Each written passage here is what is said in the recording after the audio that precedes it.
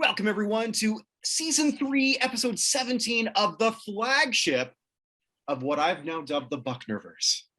Ooh, like it. Yes. I noticed how I tagged you on Facebook on that, and you just sort of let that one slide. And that was there are lots of things. There are lots of things I wanted to say, but I decided to let it go. Well, no, and I appreciate that because it was probably the safest decision. I am the proud member of Nolan in the Buchnerverse. So, well, I mean, if it's going to be a network, and I didn't want to call it a network, just don't call it a network. It's been here for years. Ooh, I like that. I like that. But welcome, everyone, to a show where we talk about halls of fame, but always so much more, because there's a lot much more to talk about. Sports, pop culture, music.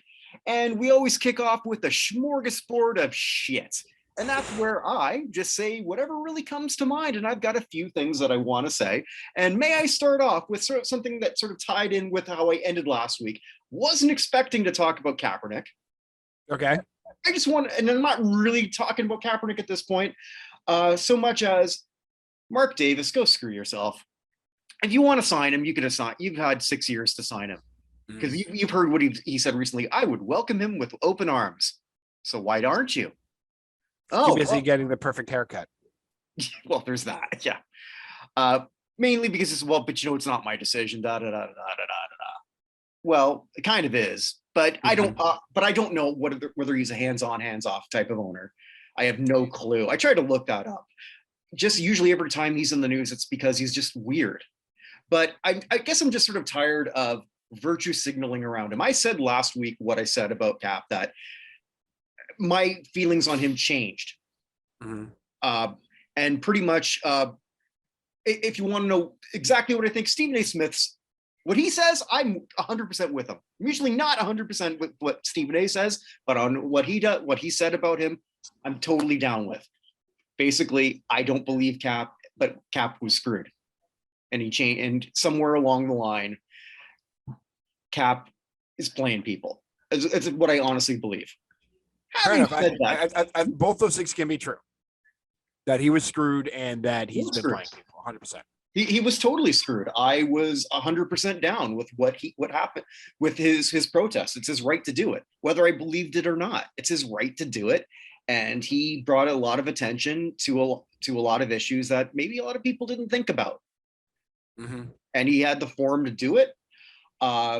Since that time, I think that in 2016, 2017, 2018, he really did want to play, but I don't believe that he really does now. But whether he gets an opportunity or not, I don't know. But I'm tired of people with the power saying, oh, you know what, we would totally do this. But then they don't. Pete Carroll, I'm mostly looking at you, because you've got, what did he say in 2017? Like, I would really have him here, but he's too good not to be a starter. Well, that might be true when you have Russell Wilson. I don't know what's going on with them in the draft right now. They just, right now as we're doing this, they didn't draft a quarterback yet. And all they've got is Geno Smith. They haven't traded for Baker Mayfield. So let's just be blunt. Anyone who says that they really want to sign him and doesn't, they're playing you. They're trying to get brownie points, virtue signaling points. So if you're doing that, go fuck yourself. That's all I got to say on that. That's not really a pro or anti-Cap thing. That's just stop. No, it's you're right. I mean, people can say all what they want, but actions always speak louder than words. Yeah, I mean, hey, Cap, we'll hire you. I don't think we can afford we can't afford you. I don't know what you do for us. Tweet. That'd be good. We can't afford one tweet from him. I don't think. Yeah, probably not. But that's just it. I'm getting really tired of people doing that. That's just bothering me. Something that just came up, I noticed this a few hours ago, and I don't know if you noticed this. Did you see what Dolly Parton said? I did not. Okay. So Dolly Parton was interviewed by NPR, and that was apparently she said she would accept it if she was chosen for the Rock and Roll Hall of Fame, and you should.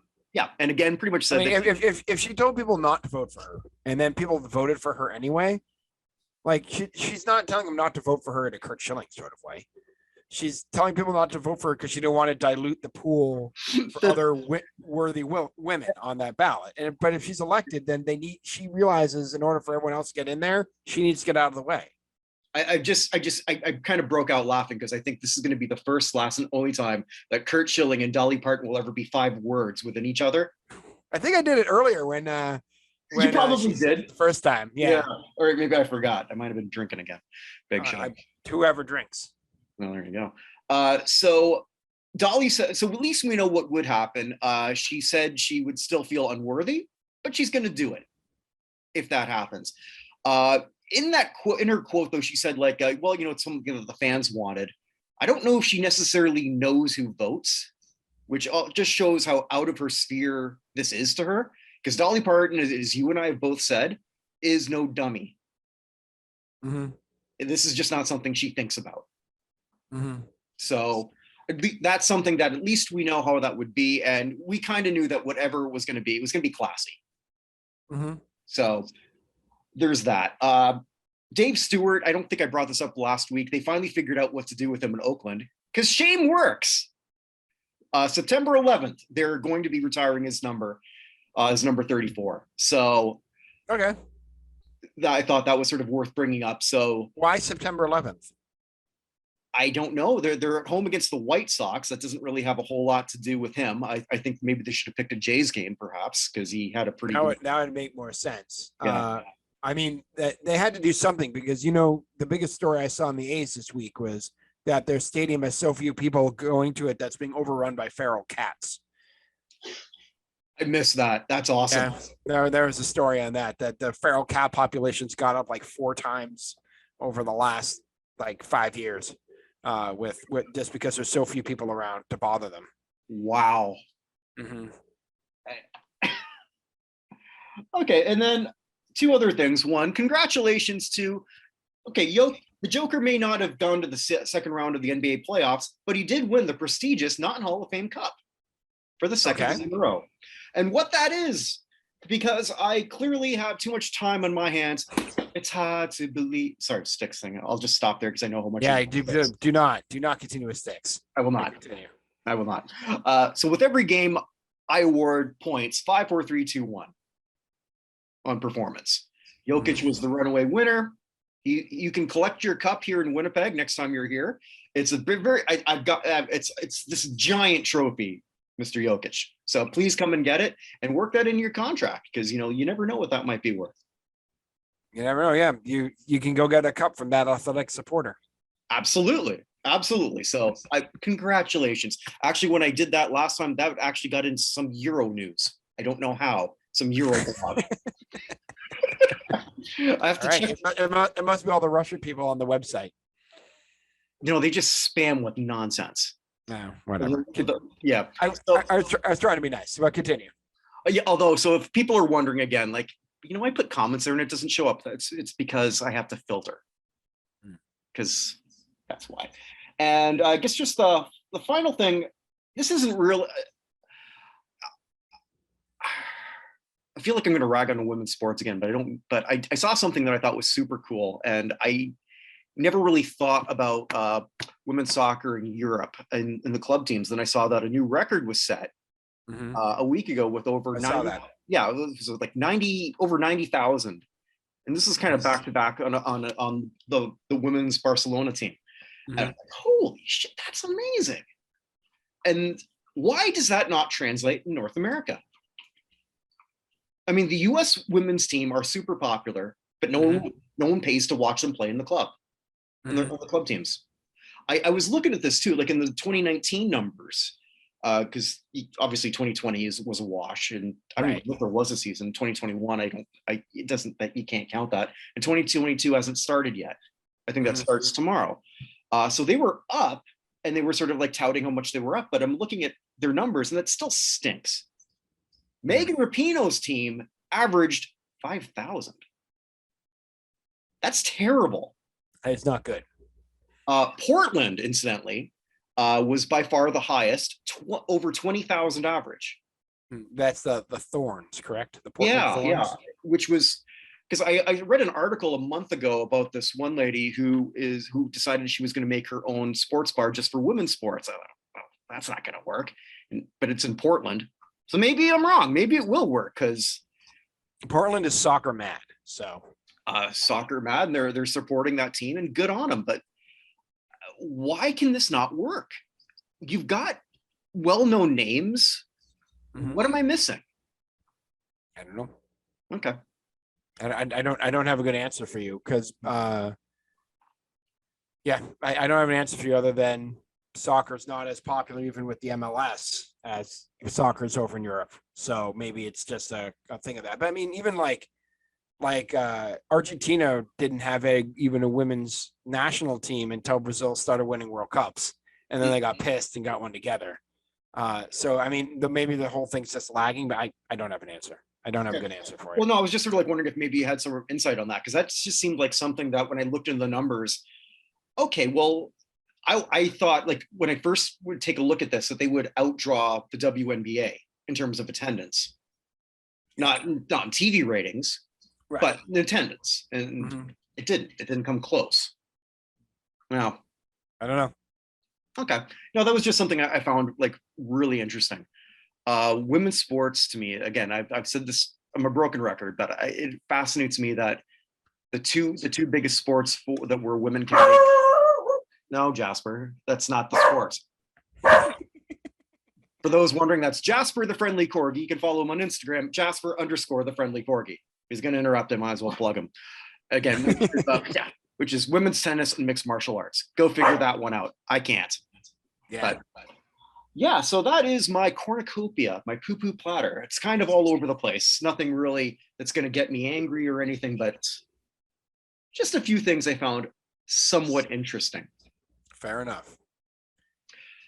Should we go right from that to because my elevator up, elevator down is pretty small. Because I have no actually so is the Death March this week. Well, let's go right to it because the headliner is someone that happened, I guess, sort of like after we recorded last week, and then before. Yeah, like immediately after I sent you the text. Like yeah, it was like 15 minutes after we finished recording. Yeah, so let's talk about who we lost this week. Well, we'll get to him in a second. Yeah, because I figured he's the headliner. Yeah, he's the hammer here. Let's start with Harold Livingston, novelist and screenwriter, probably best known for writing Star Trek: The Motion Picture. In 1979, passed away at the age of 97. He phoned it in for 10 minutes of that though, when it was just I'm looking at look at all the special effects as it's 10 minutes going into when they're finally going into the new Enterprise. Yeah. So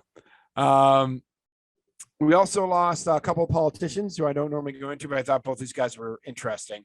Mm-hmm. I'll start with the better known one, who's Orrin Hatch, the senator from Utah for a very long time. What used to be was a Senate pro temp through 2019. Was in Congress from 1977 through 2019, which is a very, very long time. But he passed away at the age of 88. When was he a sitting senator? No, he left. It's Mike Lee, I think, took over for him. Because who's one of the guys who's heavily involved with the January 6th thing. When I heard he died, because I heard that name all my life, I assumed he was dead a long time ago, to be honest. But fair enough. Also, Johnny Jones passed away as a state legislator from Louisiana, which I don't normally bring up, but he was a soldier of 494th Port Battalion and was involved in D-Day. Was also a civil rights attorney, had to do with the 1953 Baton Rouge bus boycott, which happened 2 years for the Montgomery bus boycott, and just led a ridiculous career. A Purple Heart, American Campaign Medal, Legion of Honor from France, Croix de Guerre with Palm from France, American Campaign Medal, like just amazing stuff. And when he came home, he was driving himself to go get a piece of shrapnel removed from his neck, got pulled over by a sheriff's deputy in rural Louisiana and beat the crap out of for being black and driving Louisiana. But he passed away after a very interesting life at the age of 102. So I did. Wow. Okay. I have nothing to add there. Just yeah, he was the first ever African American U.S. Army warrant officer in the history of the country. So anyway, he was injured by shrapnel at Omaha Beach. Did not get his Purple Heart until 77 years later. why? For some reason, I don't know the answer to that one. I think we do. Sadly. Yeah. So anyway. So that's it for people who are not officially in something we deal with. From singers, we lost Rick. Sorry, wrong category. We lost country singer, Canadian country singer, and probably the leading Cree Canadian country singer, Shane Yellowbird, passed away at the age of 42. I don't have a lot to say about him. Do you know him well? Not really, but it did get, now that I'm back living in Canada, that did get quite a bit of attention here, especially like living out west, like in the prairies. Because like growing up in Toronto or in the Toronto area, there wasn't really a significant First Nations population in Toronto and Hamilton in that area. I mean, there is in Ontario, but not in that local news. Whereas here in Winnipeg, it's certainly more significant. So yeah, I was learning more about him, like super successful, for in that. I don't know if I mentioned this before. Or, I just learned, and I thought it was sort of interesting considering a bet that the rare bet I won, where you were kind enough to grace us with the Canadian national anthem, and you did that in English, French, and in Cree. There's the APTN, which is the First Nations channel in Canada. I just learned there's Hockey Night in Cree. So really? Actually do a few episodes for that, which I thought that's pretty interesting. I'm actually gonna. I think that might be some interesting people to interview. The people who do that. 100%. Yeah. I'd like to know more about that. Also, they also do that. Here's another thing you may not know. They also do Hockey Night in Punjabi for select games. Interesting. Yeah, because we've got a very significant, much larger, like percentage-wise, than the U.S. of South Asians in Canada. So like when that first came, because they first tried that Hockey Night in Mandarin, that flopped, and then they went to Hockey Night in Punjabi, and I thought, who's watching this? Well, apparently a lot. So yeah, cool. That. So don't be surprised if you like in 20 years from now, someone named Singer Patel wins the Hart Trophy, and when that happens, it's going to be pretty damn cool. That would be really cool. Agreed. Because of shows, and stuff like this. So, sorry, I got us off topic. No, I like it. I like it. So, yeah. So anyway, Shane Yellowbird was 42 when he passed.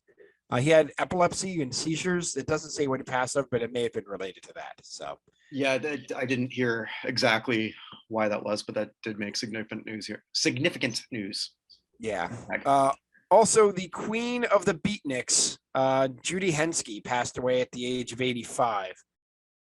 Very high, very influential in folk rock in the mid to late 60s. She had a very well-known album for folk rock called Farewell Aldebaran with her husband Jerry Yester, which was an eclectic fusion of folk music, psychedelia, and arty pop. But yeah, she passed away at the age of 85. So also passing away. Yeah. Also passing away, saxophonist for Earth, Wind and Fire, Andrew Woolfolk passed away. He had two stints from 73 to 85 and 87 to 93. He also played with Denise Williams, Phil Collins, Level 42, and a few others. He passed away after 82 part. I'm sorry? I didn't know about the Level 42. Yes. Interesting. Okay. But he was inducted with the band in 2000, and in 2017 he was inducted to the Colorado Music Hall of Fame. But he passed away after a long illness at the age of 71. Earth, Wind, and Fire from Colorado? He was from Colorado. I don't know where Earth, Wind, and Fire are actually from. I figured they're from Detroit. Hold on. Yeah. I don't know. It's interesting. But yeah, just like Earth, Wind, and Fire from Chicago. Okay. So I guess he's from I guess he's from Colorado, I guess. Why not? Hall of Fame we don't talk about much. The Lacrosse Hall of Fame. Richie Moran, Hall of Fame, Lacrosse Hall of Famer as a player and coach. Inducted Lacrosse Hall of Fame in 1983. Won 3 national championships with Cornell. He coached him from 69 to 77. Won 71, 76, and 77 national championships. Played for Maryland from 58 to 60. 3-time coach of the year and national coach of the year at 71, 77, and 87. So he passed away at the age of 85. It's always fascinating to me just how lacrosse doesn't become bigger. There are a lot of kids who play it, a lot more kids who play it. When I was a kid, up in New England, the lacrosse was on 2 separate levels. So like the people were just starting and the teams that were established. So that was the one sport where your league was just like if you were one of the best teams, it didn't matter what league you're in for every other sport. They just put you all together in one league. Mm-hmm. So some of the schools were huge, some were tiny, but they were all together. So then now it's much more spread out up there. So their leagues are now pretty equal. So another useless fact for you: the actual official sport of Canada is lacrosse. It's not hockey. That's actually our official sport. Interesting. Yeah. From when I was doing a whole bunch of just early research looking at that, it's very, I don't know, that's, I guess maybe just because we're so far up north, conceivably, I mean, it could have gone almost the other way with lacrosse over hockey, because some of the early great athletes in Canada were also elite lacrosse players.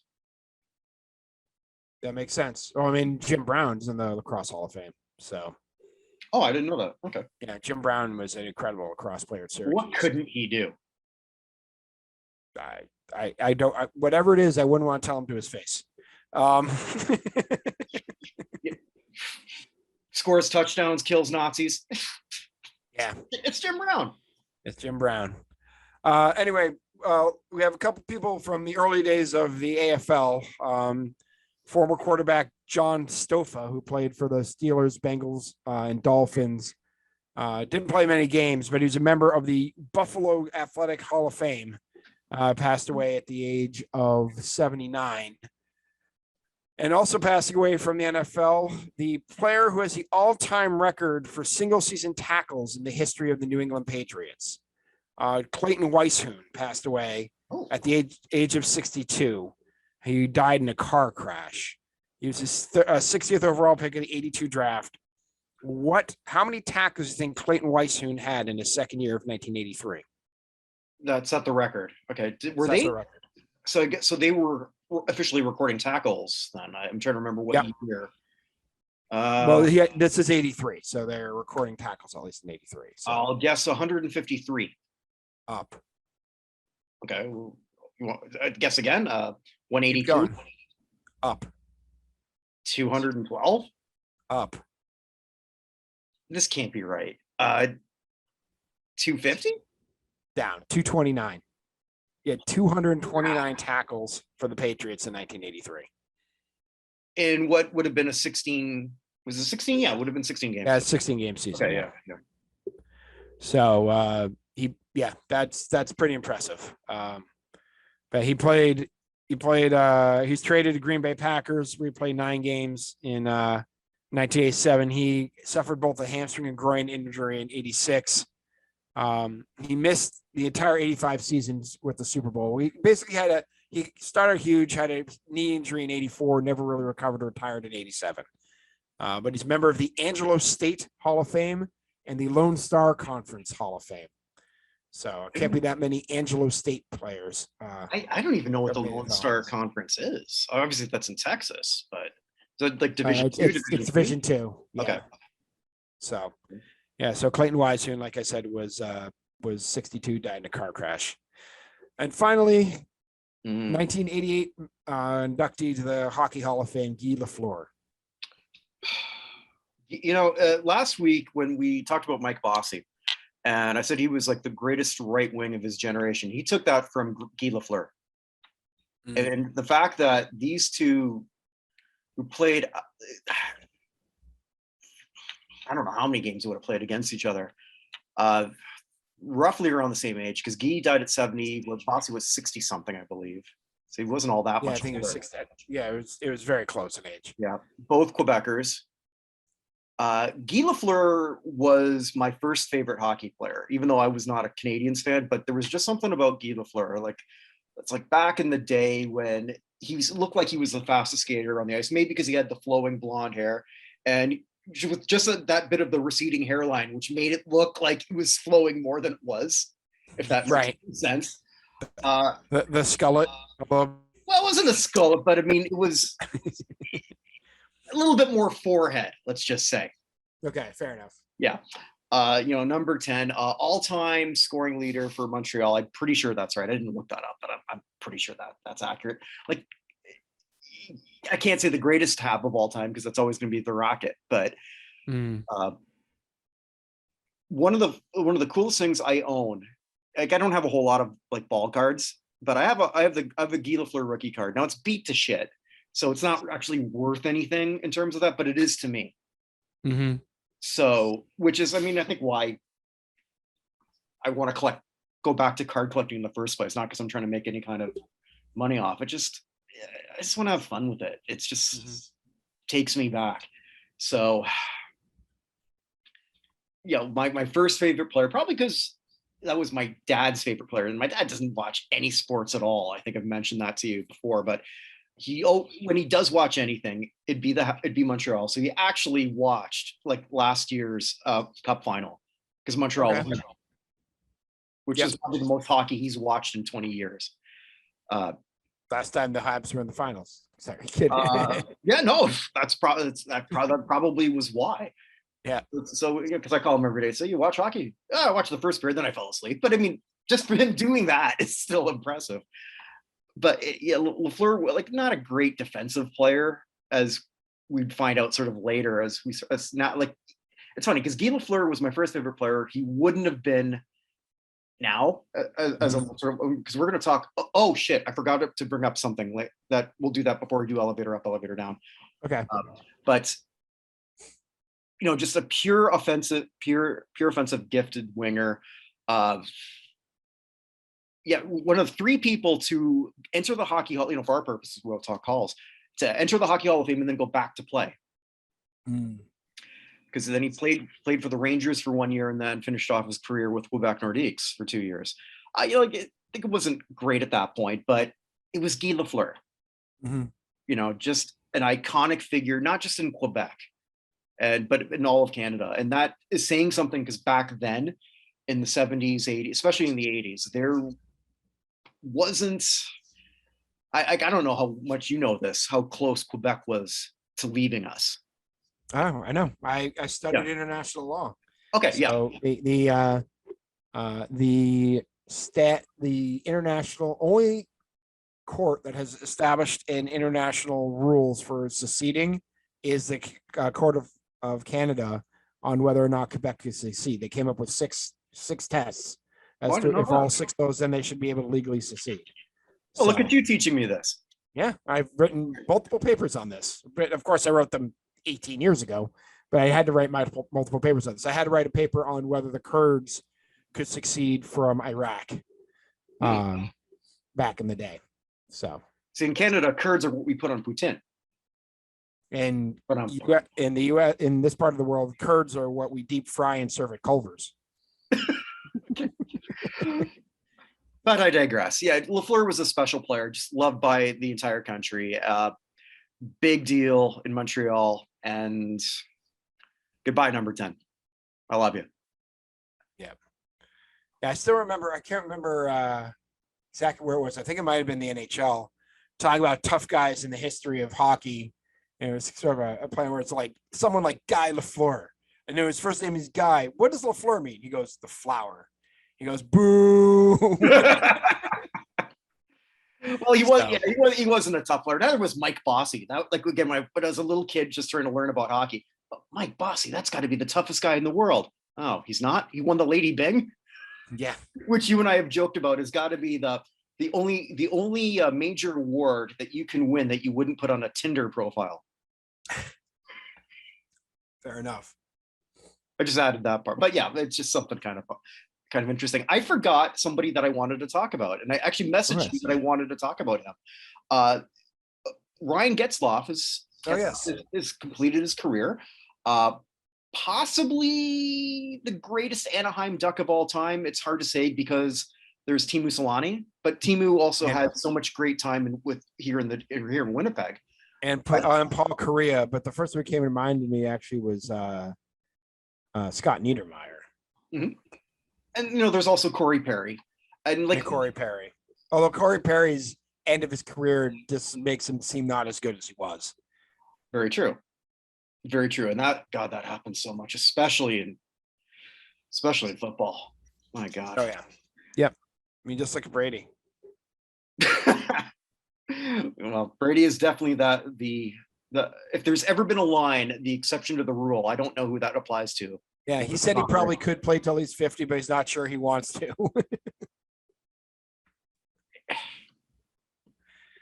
Especially when I do all these classic sports reviews and I look at what these people look like in their 30s, and then you look at Tom Brady now.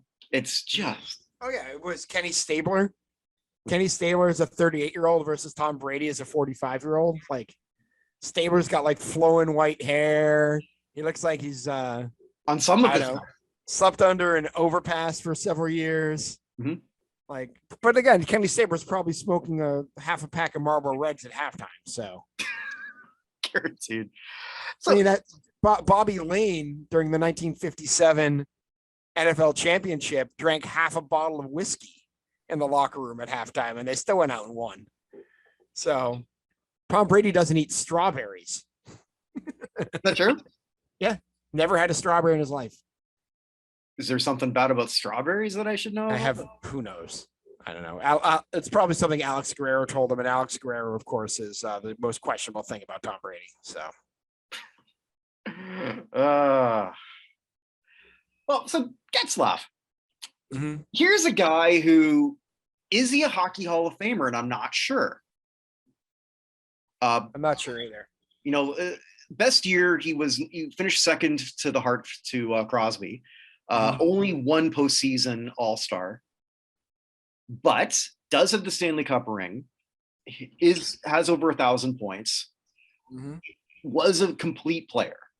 Mm-hmm. But he could do everything really good, but a lot of things great, but he wasn't excellent at anything. If that makes any sense. Mm-hmm. So internationally brilliant, which does matter to the Hockey Hall of Fame.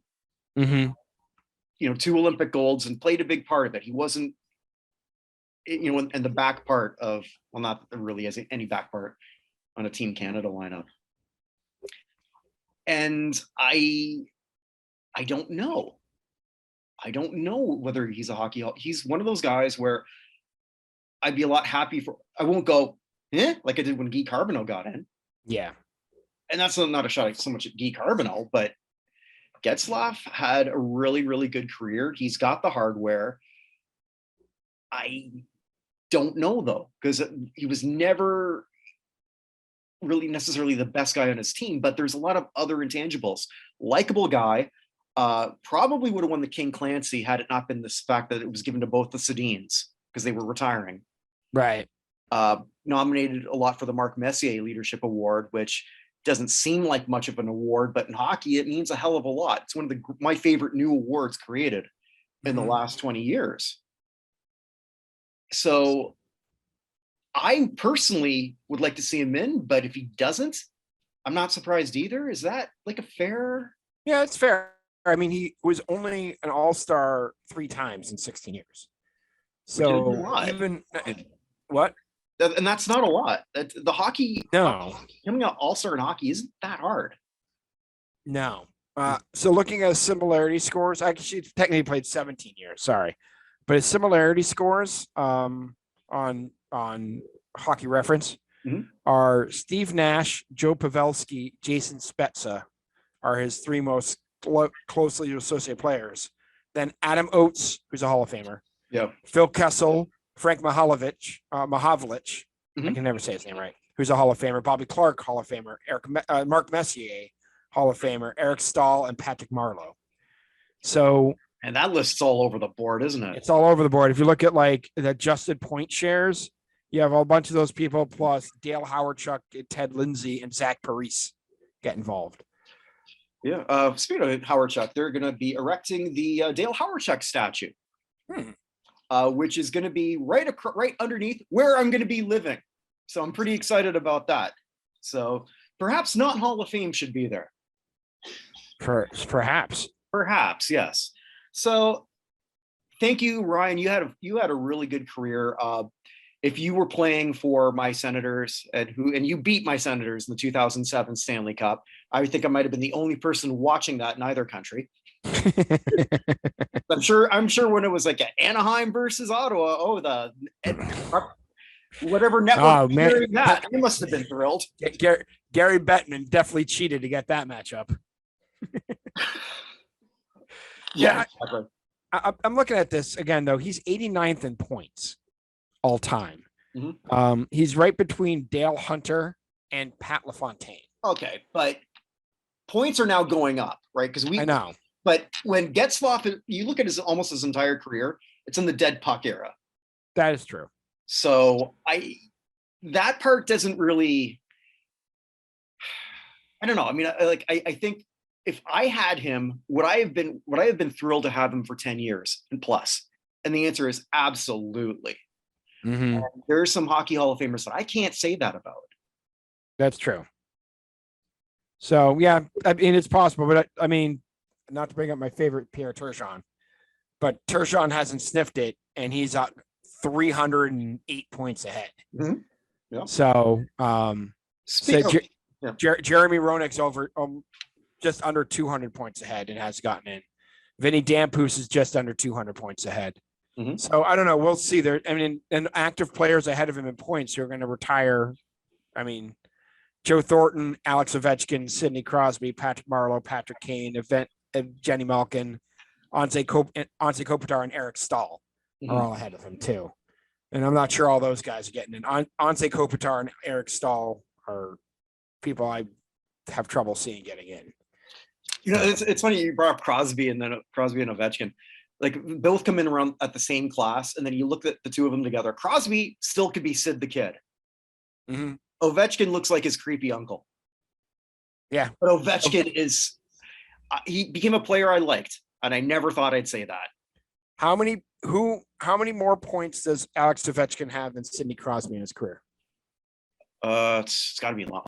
I know it's a lot more goals. Crosby's always heard more off the top of my head. I'm going to guess 300. 1.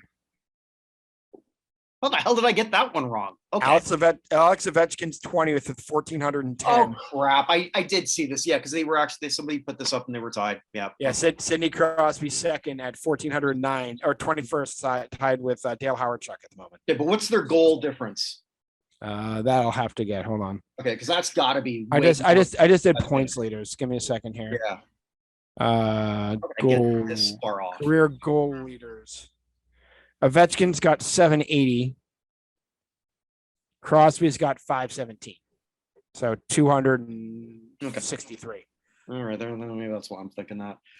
But yeah. Here's another trivia question. Ovechkin's first actively in goals. Who's second? In active goals? Yep. Crosby's third. Who's second? I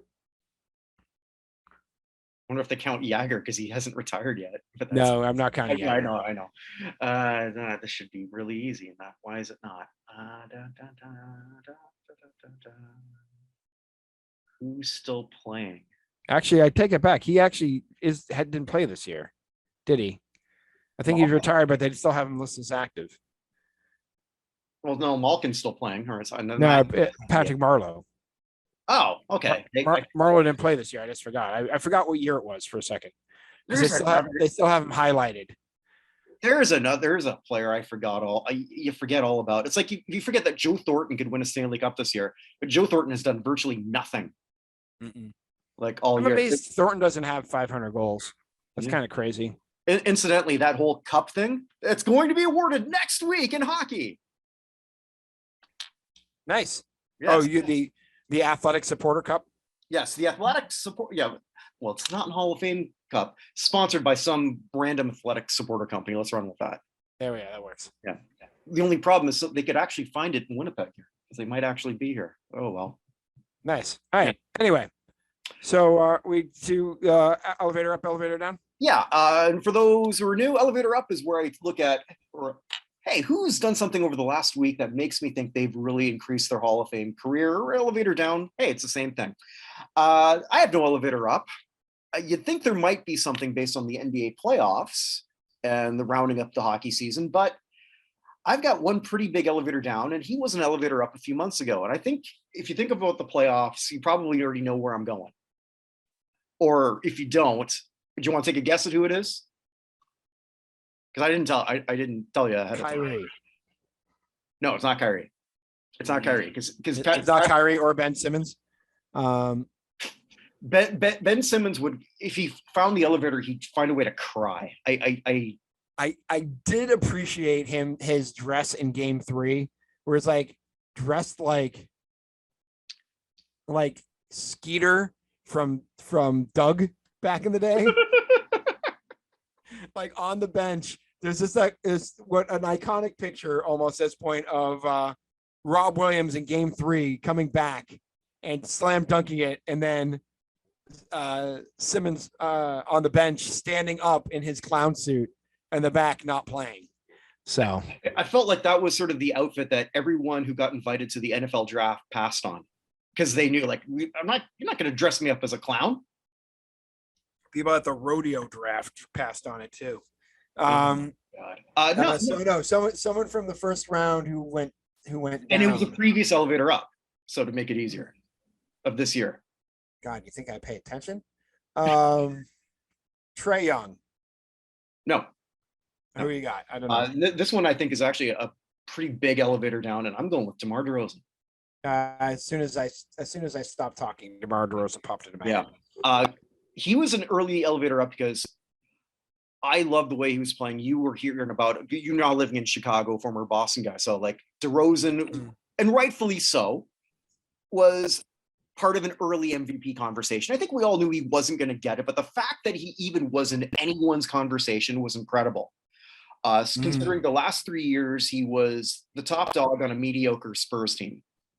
And as a Raptors fan, and as much as I like watching him play, the reality was Masai knew that he had to get rid of his best player for somebody better. And what happened? Toronto won it all.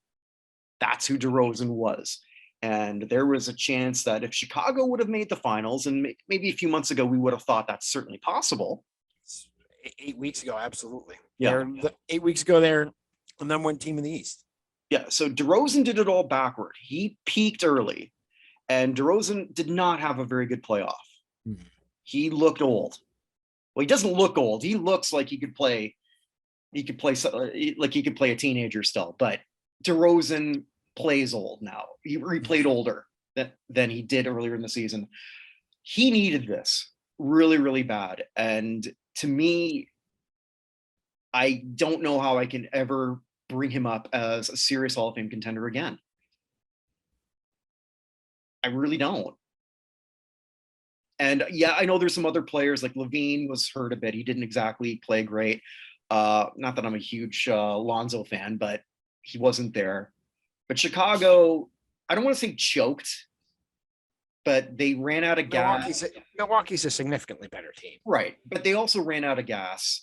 DeRozan, who was lifting them up, couldn't. Didn't even look like he was even capable of that. They missed Lonzo a lot.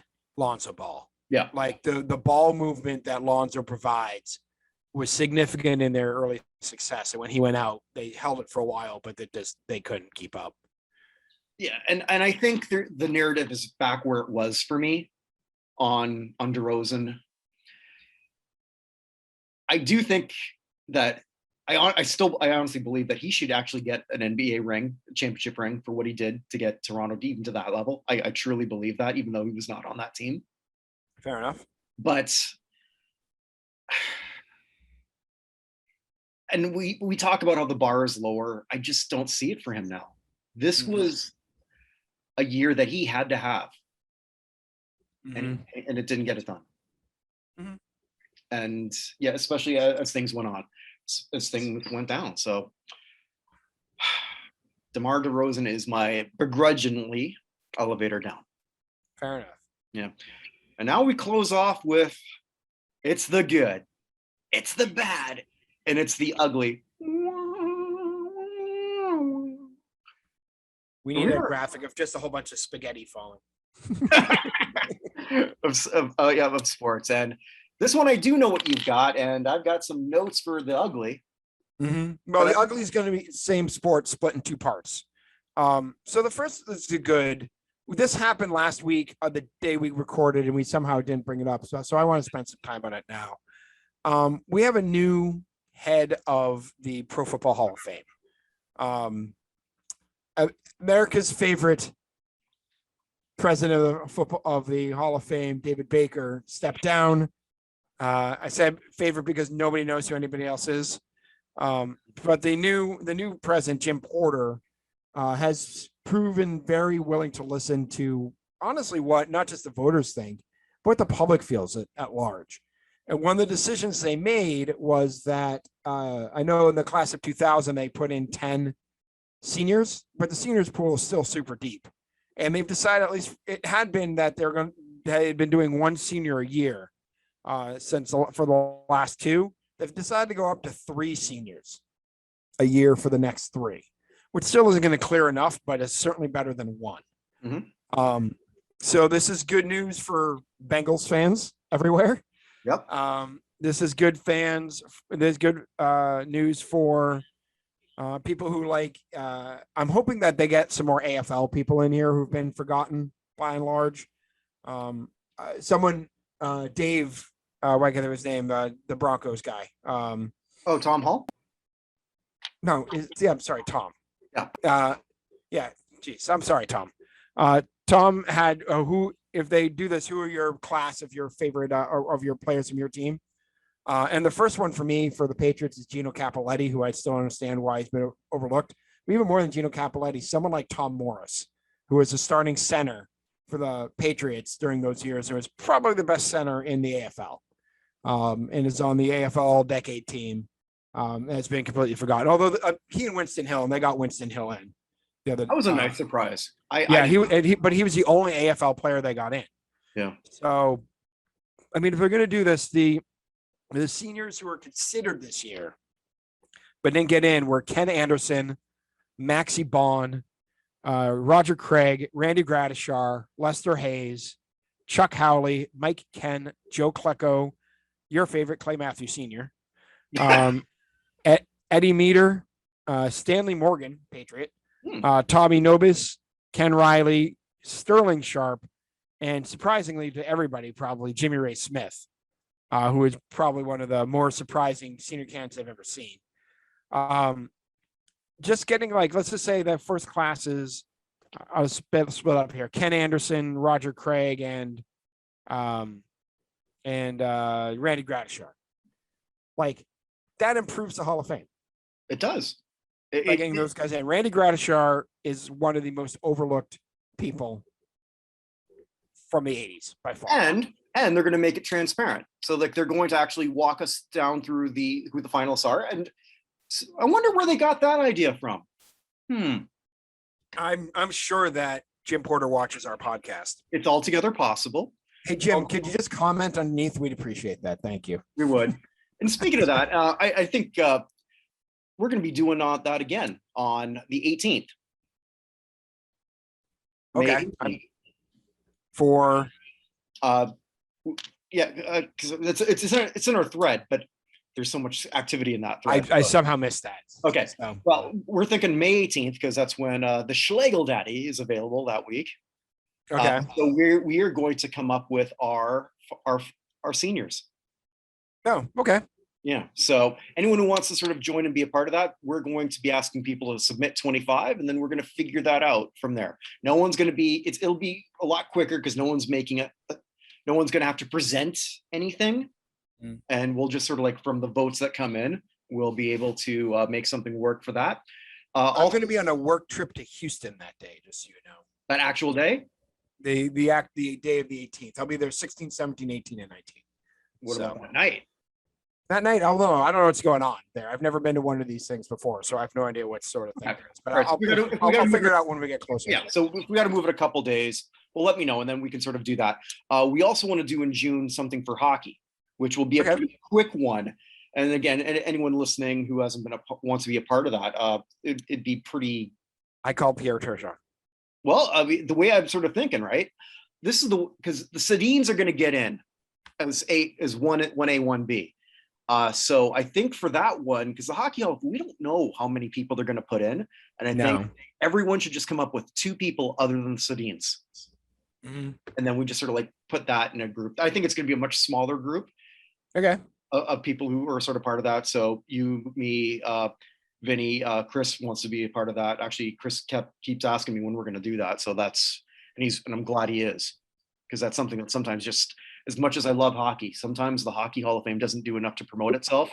Despite what I do, I sometimes forget all about it. So that'll be quite a bit of fun for that. So so an excellent good and something that's very relevant to what we talk about. And we probably should have mentioned that last week, but there was a lot going on last week. So the bad, I'm just like, so when the Lakers won the championship a couple years ago, that whole thing has just been called, the bubble championship, and people aren't respecting it.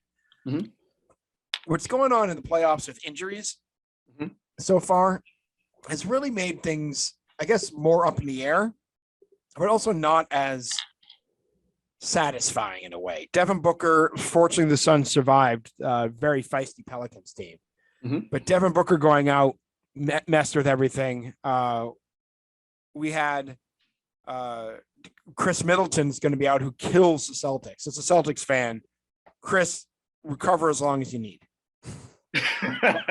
But Jaylen Brown may be out game 1 now too with something. So, and then yesterday, of course, Embiid got hit in the eye. Got an orbital fracture. Yeah, did it say how? Because I just read about that. It said indefinitely. He's out at least game 1. And Embiid is, if I would vote for Jokic as the MVP, but if it's not him, it's got to be Embiid. And there's a big part of me that might even be easily convinced. Not that I have a vote. But go ahead. Yeah, I don't think that's ridiculous at all. And I dislike the Sixers immensely. I dislike Embiid's personality immensely. But the way he played is certainly worthy of being no worse than the second best in the league. Is that hatred because of the whole Six? It's just because you're a Celtics fan, or is that? It's the whininess. All right, fair enough. Like, yeah, I mean, it's just like people were trying to hate on Kevin Durant last round. I can't hate Kevin Durant. Durant would stand up. He's like, hey, here's the situation. He wasn't making excuses. He wasn't like, oh, sorry. Stepping back to Kyrie Irving a second. Kyrie Irving, at the end of the Celtics eliminating them, saying that he and Kevin and the owner and the GM are going to sit together and figure out what to do, and leave Steve Nash out of it altogether. I almost had him as a good elevator down, if you would, as to get a second one. Yeah. How many times in the last 6 seasons has Kyrie Irving played at least 60 games? I think this came up recently. Was it only 3 times? It's once. Oh, once. Wasn't it 3 times overall in his career? 3 times overall, once in the last 6 seasons. Well, Kyrie, and you and I have both said, you have a legit reason to hate Kyrie as a Celtics fan, which you've documented a lot. And I'm kind of indifferent. Like my respect shot up for him because he's a man of conviction. I'll say that. He made a decision I wouldn't have made, but I understand. Yep. He and Le'Veon Bell. Yes, but when you said, well, Durant. He's also the same guy who made his own burner account protecting himself. So let's not. That is true. That is true. So yeah, but that didn't affect me, so I forgot about it. Yeah, so, okay, yeah. So yeah, but Yeah, I know. I like, would I love Embiid on my team? Yeah, but he's not on my team, so I kind of hate him. He's kind of like Brad Marchand to, I bet, to other players or other teams. That's an awesome. Yeah, absolutely. And I think we're going to be talking about a player that later on in baseball who, well, you hate him. And if he's on your team, I guess you hate him too, but that's become evident very close. We'll get to baseball. We'll get to baseball in a second. Yeah. But I just want everyone to be healthy because just like I said, going in has the opportunity to be one of the greatest playoffs of all time.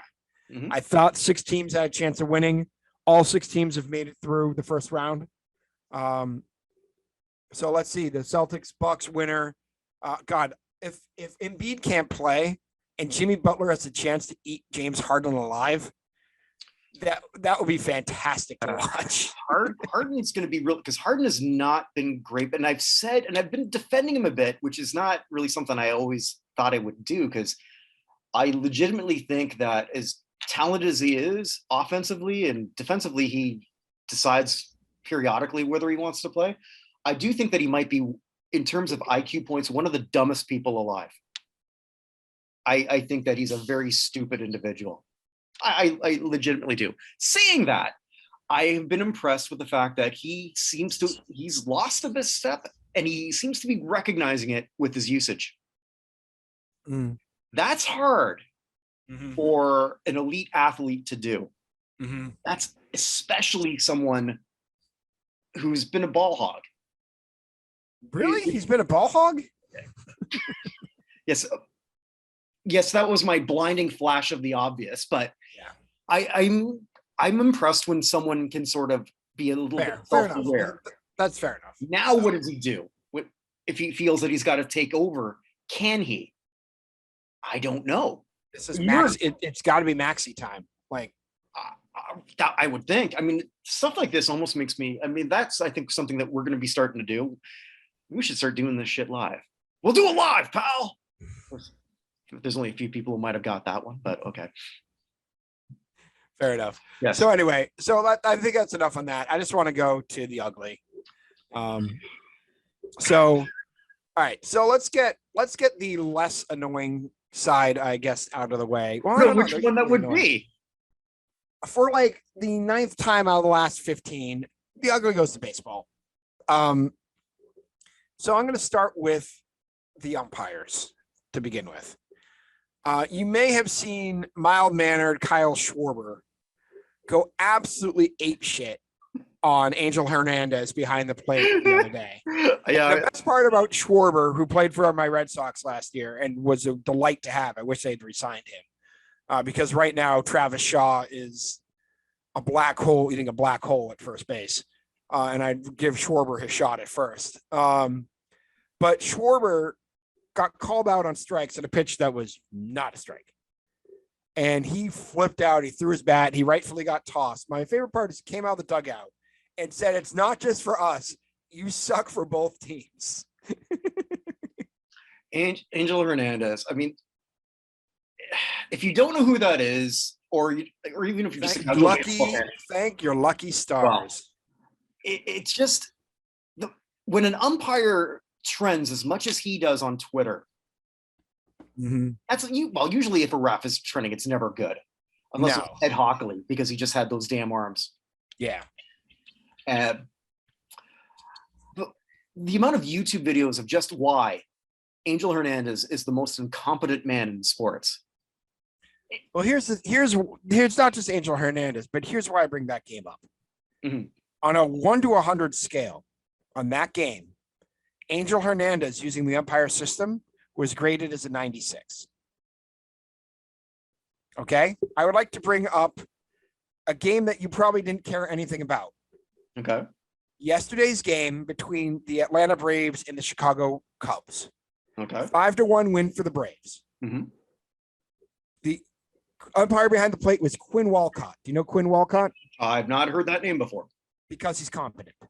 Quinn Walcott in that game called one missed strike ball call the entire game. He called a ball that should have been a strike a ball, and it like barely painted the black.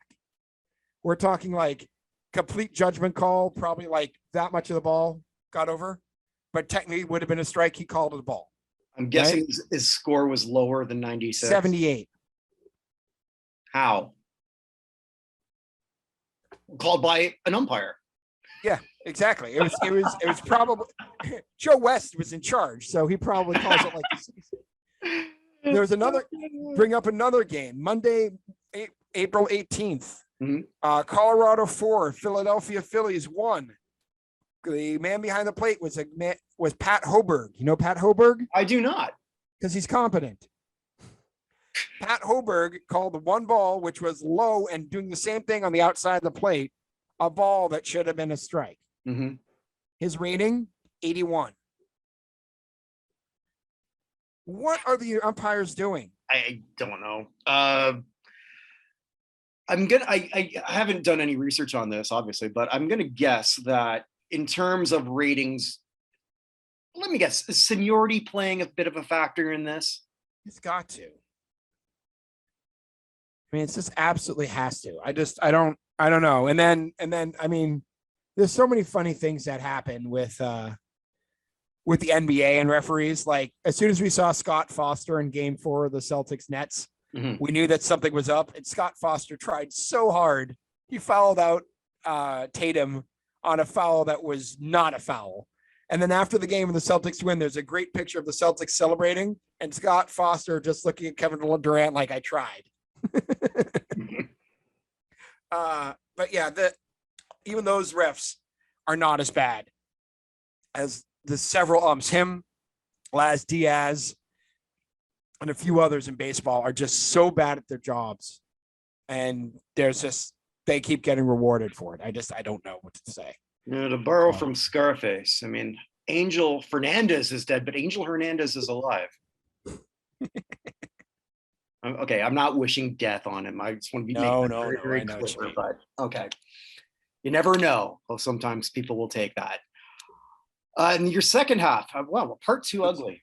Part two ugly is about as ugly as they come. I don't know how to feel. What can you say about Trevor Bauer that you can't say about Afghanistan? Sorry, I had to bring up Silky Johnson again. So first of all, by the way, the Mets had their second no-hitter ever today, where they had the starting pitcher plus 4 relievers. They had a no-hitter. I didn't even have to. I wasn't even going to ask which pitcher because I knew the way baseball is. Yeah, McGill, whatever that is. Mm-hmm. Her name was McGill, and she called herself Nil, but everyone knew her as Nancy. Name the Beatles song. Rocky Raccoon. Anyway, so Trevor Bauer appears to be a troubled individual. Can we say that without any craziness, right? At the very least, colossally unlikable. So, well, that's ultimately his problem more than anything. Oh, so totally. He's been accused by one person of a whole bunch of sexual misconduct, which he claims was consensual, and she claims it's not. Right? Mm-hmm. So, he was suspended today by Major League Baseball and agreed on by the Players Union, which just goes to show you how despised this man actually is. Exactly. Yes. For 2 full seasons, not counting the season he missed last year because he got paid for that season. Mm-hmm. This season and next season, where he will not get paid, 324 game suspension. And that's it. He's not going to play again. Not in this country. So this is a he said, she said. And we have to acknowledge it because that's possible. It's possible. Everything is whatever. It's possible. Yeah. Do you remember a man named Antonio Osuna? Yes. Yeah. Pitcher did something to his girlfriend, I believe. Yeah. Yeah. It was not Antonio. What's his first name? Antonio Osuna was. Marcell Ozuna. What? Is it Marcell Ozuna? No, Marcel. I'm sorry, Antonio Osuna. I apologize. No, it's the Osuna. He's an outfielder.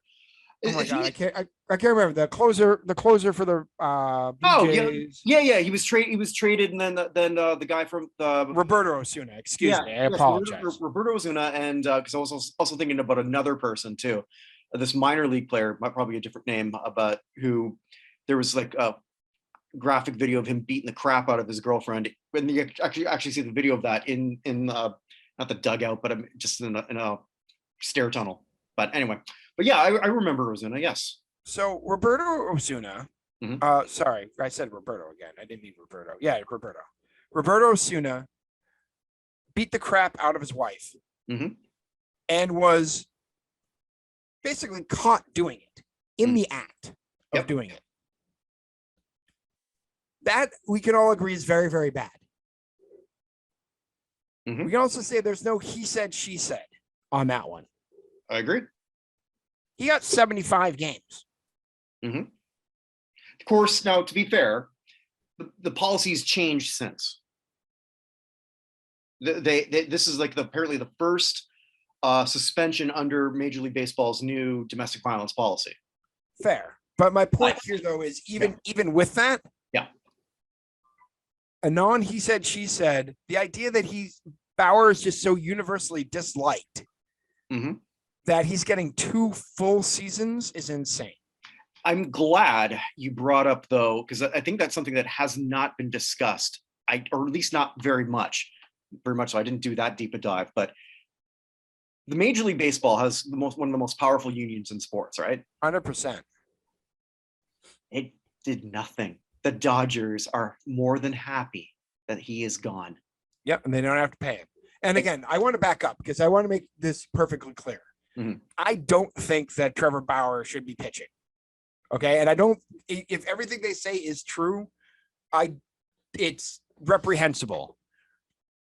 There's just insufficient evidence in a court of law for anything to have happened. Right, and we're not going to discuss what it was that he's been accused of. We'll let you check that out on your own. Long story short, safe search that, guys. Yeah, and what is that? Not safe for work.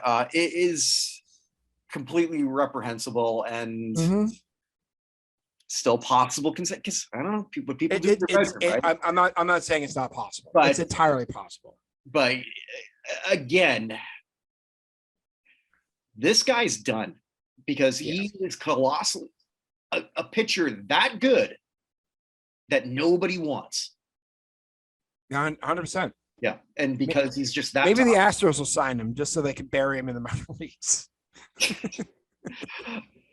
I don't think they'd even do that. No, they would not. And it's sort of I saw some people comparing that to Deshaun Watson, and okay, what's the biggest difference? It's not that one's white, one's black. It's one is like one teammates. One has 24 accusers and one has 1. Yes. So I mean, like I can easily see why people say, well, how is this happening with Deshaun? Well, bottom line is, and I'm not condoning this. I want to be very clear on that. Obviously, Deshaun is a very likable person in his locker room. Because if you look at the level of skill, I still put Deshaun over Bauer, but I think you know where I'm going with this. Yeah, I know what you're doing. Yeah. So Trevor Bauer, there's stories about him being a douche from years, well before we even knew about any of his sexual proclivities. If in fact there are, I mean, I don't know, but that's the most fascinating thing to me, and I agree with you. Well, I don't think his proclivities are in question. He agrees that he had that's true very rough consensual sex. Okay, what happened after that is what's at debate. Well, right, and I don't know what this sets a precedent for, but I don't think it sets a precedent for anything. I think it's just a good riddance on both sides. That's honestly how I'm seeing this, because I don't know if somebody does this again who's super likable and it's a he said, she said. What then happens? Dodgers were happy to get rid of him because they found out they did just fine without him. There's no teammates sticking. Well, no one's going to, but right. But again, and this is by no means defaming this person in any way, shape, or form. But if on the Dodgers, probably the most popular player is Mookie Betts. Like everybody loves Mookie Betts. He's probably one of the nicest, greatest guys. Something like this happens to Mookie Betts. Is he getting suspended for 2 years? I don't know. And again, I'm not saying there's no questions out there that Mookie Betts ever did anything like this. I'm just picking him because he's the most popular Dodger. Well, okay, let's say this. I can safely say possibly, but at least the MLB union would try. Correct. To get it reduced, or at least put up some kind of fight. Was there anyone who stood up for this guy at all? No. Like I wonder if he got any private messages. We got your back. Like who? Aubrey Huff. Couldn't do it on Twitter. He's still banned. I'm sorry. I'm kidding. Well, you said private messages. I was just kidding. No, he can't do it. Well, not on Twitter. He can't. True. There are other forms of social media, my friend. I have tried them. They're boring. It's because I think I said this. I don't know if I said this on air or off. Like when all that, it's like when Gab started, and then you said, like, why bother? It's like just this right-wing cesspool. It wasn't. It was nothing. It was just a bunch of people just sort of setting up a safety net. Nothing was going on there. It was boring. So just by the way, just get ourselves shadow banned here. There's no way Elon Musk's takeover of Twitter is going to fall apart. Just so you know. Oh, do you think so? 100%. Right. His company's valuation went down $98 billion in the week after he did it. Well, I know this much: it won't affect us. It does not affect us. No. So there's that. But yeah, that to me was really the most fascinating thing, not and the least surprising. Not the 2 years. I mean, the 2 years was, but just that they dropped. Also, too, they dropped it so fast. Like right after, it's like, okay, well, maybe we might have to do something. It's like they were ready. I just think the end again, and I don't want to minimize the accusations against him. Mm-hmm. I just think that they have set such a precedent with a 2-year suspension, because I guarantee you this is not the last player who's going to get involved in domestic violence situation. No, which is sad to say, but yeah, I agree. It has nothing to do with them being baseball players. This has to do with percentages in society more than anything else, right? Yep. At some point with all those guys, somebody's going to be involved in a domestic violence situation. And are you really going to suspend everyone for 2 years? I don't know. I don't think so. Well, and then what? Then what happens? It's the whole thing's interesting.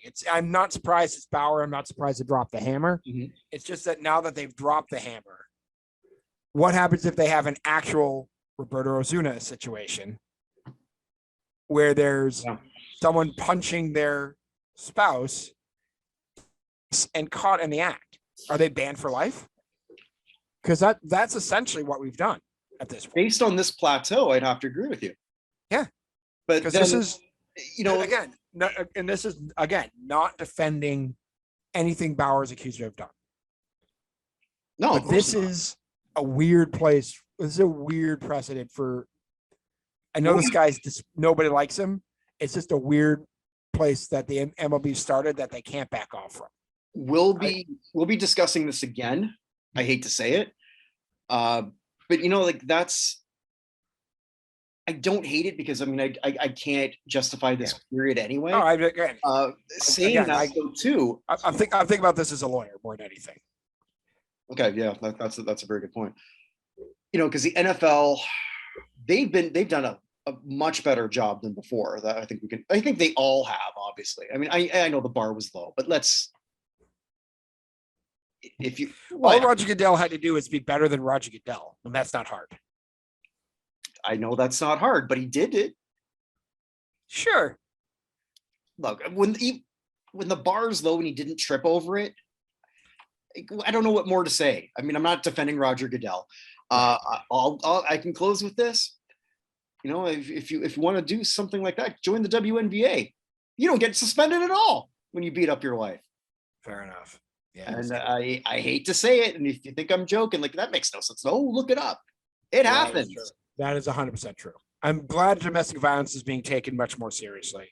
I understand a situation in which they suspend somebody for 2 years for doing something. It's just my question is this case. Well, where it's okay. So let's go back to that from the legal thing, because this was dropped. Mm-hmm. So if this is dropped for what lack of evidence, I guess. Yeah. Like they figured they can't. All they've got is a he said, she said, and you can't really do much more. I mean, I don't know law. Regardless, yeah, they didn't feel they had enough to move forward on. Right. So that would also worry me too, because of someone who's innocent. I mean, Oh, again, yeah, that is entirely possible.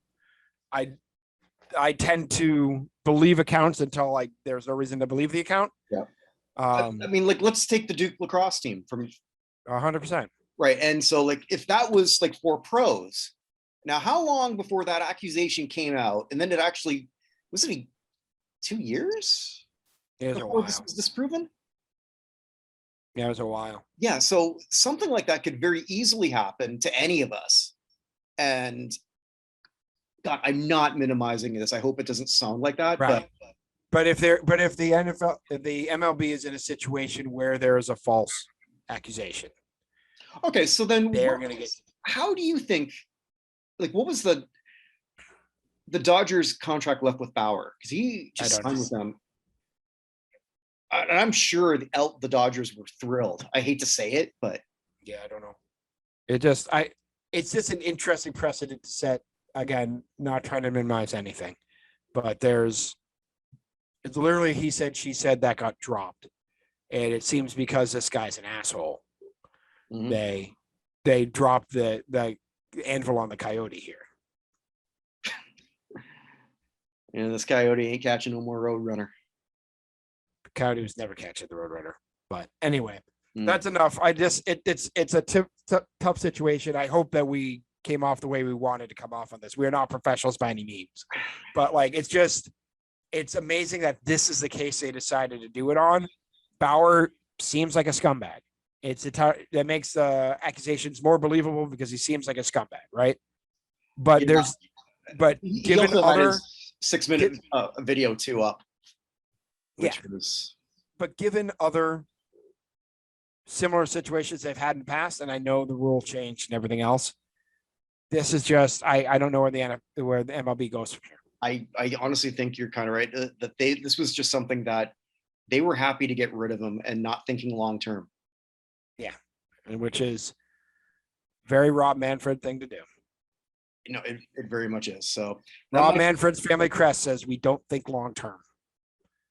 I think it just says we don't think. But it's in Esperanto. Nice. And with that, so at some point in the future, this is the plugging time. We are going to do that football show. Evan and I will figure that out when we're going to do that, because like obviously I want to make sure you're part of that. So you'll let me know in the future. For that. That's good. Yeah, I'll let you know. Yeah, and so there'll be some other plugs that I'm going to do on the Buchnerverse. I have to do this. Buchnerverse. Yeah, I don't know. I can't do the more you know because that's probably copyrighted. That very well. Well, that's right. Is that where I stole it from? God damn it! I thought it was original. Yeah, because I'm the first person to come up with doing this. Yep. Yeah. Do, Well, if you want to see more of me, and I don't know why you would, my first wife sure as hell does. I don't know. Doesn't matter. Neither does English language, but continue. No, apparently not. Well, in Canada, this might be more legible. Is there a U? If there's no you, how is there a team? That doesn't make sense either. Anyway, we're losing it. Finish up. Yeah, this is where I wish I would edit, and I don't. But if you want to see more and hear more of the Buchnerverse, we've recorded a few other things. The Classic Sports Review, Tom Hall was the special guest. We looked at the fumble game, and that was actually a lot of fun watching. I had a new respect for Ernest Biner. What a beast he was. Yes, he did fumble, but man, that was fun to watch. Love watching these old footballs. So look for that soon. We are look at the first ever televised USFL game from 1983 is also up. So check that out. That's the show I do regularly with Glenn Pulowski, the greatest triathlete ever from Buffalo. I don't know if you knew that, Evan. The greatest one ever from Buffalo. You've said, and I have no contradictory evidence. So yeah, defended that title successfully in Antarctica for 1 year. Okay. Yeah, well, I mean, the Penguins can't really ride the bike too well, but they tried. It's tough. Yeah, it is tough. They got him in swimming though. That is true. Well, I don't think they go very fast. I think they go pretty fast. Penguins go pretty fast. Yeah, penguins are significantly faster in the water than humans. They have to outswim seals and sharks and killer whales. So they go pretty fast. Well, other shows. We also have how the hell did this go number one? We looked at the Escape Club, Wild Wild West. And if you don't remember it, that's okay. Most people don't. I love that song. Do you? I remember that music video with the mirror image in the middle there. Okay. Well, you might be the first to get it right away, because every time I said that I'm doing that, they said like, oh, Wild Wild West. No. Oh, Will Smith? No. Yeah, no, the music video is a white background with a mirror in the middle, and whatever's happening on one side's happening the other. So yeah. Yeah, so look for that one to go up soon. Wild Wild West. Wild West. That one. Yes, that's the one. Chris Bourdain and I will be recording probably next week on how the hell did, it was This Crap was on national television. We've decided on the powers of Matthew Starr. I have no idea what that is. Well, it's crap. Oh, okay, fair enough. Yes. And Vinny Laspinusa, we recorded a show where he looks at, he makes the Hall of Fame cases for some people you wouldn't think. And he actually did a request of mine, and I'm really excited about this one for everyone to hear that. Former US President Theodore Roosevelt. And he tells you why he should be in the Pro Football Hall of Fame, but mostly the College Football Hall of Fame. And if you think it makes no sense, no, Vinny's going to tell you why it really does. Fair enough. Yeah. And go ahead. I'm sorry, I got Wild Wild West stuck in my head. So I still have We Built This City. Oh, I'll get stuck with Wild Wild West. She's so mean, but I don't care. I love her eyes and her wild, wild hair. Dance to the beat that we love best. Heading for the 90s, living in the wild, wild west. I think you might be the only person to actually remember that, and I'm including the actual lead singer. That song was great. I love that song. Oh, we'll just add that as one of our other disagreements. Fair enough. I'm okay. not saying it's a good song. I just say I love it. But is it a member-berry thing? Is that just so you have good memories? No, wait a minute. You would have been much younger then. You would have only been 8. You know what? We all would have been younger then. Okay, but I mean, not a teen, a sophisticated teen like I was. I see what you're saying. Yes. I know. Sophisticated. Yeah, there's a word that never goes with me. I'll close now. Fair enough. Wherever you are, wherever you may be, stay safe, everyone. Talk to the other guys. Be good.